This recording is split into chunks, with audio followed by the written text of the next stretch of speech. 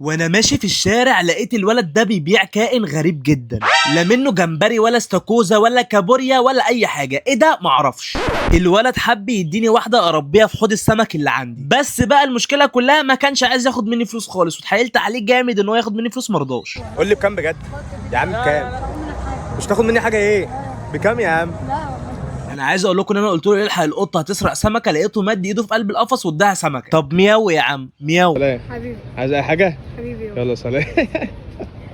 خدتها بقى وطلعت البيت عشان احطها في ميه تعيش فيها. طبعا اول لما طلعت حطيتها في الميه على طول عشان لما اروح بقى احطها في قلب الحوض، زودت لها حبه ميه عشان تعيش. انا معرفش بجد هو بياكل ايه. بياكل ايه يا ستي؟ ما اعرفش. نديله حته لحمه؟ ما ممكن يغرق هنا في الميه الكتير دي. يغرق؟ يغرق. لا مش هيغرق يا مصطفى. بصوا انا بقرف قوي من الحاجات دي، فجيت على نفسي وقلت لازم امسكها بقى. انا مش بقرف بس انا بخاف. سبحان الله. قلت بقى اكلها قبل ما تاكلني. صدقت ولا ايه؟ استحاله. حد بقى يا جماعه يقول لي ايه البتاعه دي، لان بجد نفسي اعرف هي ايه.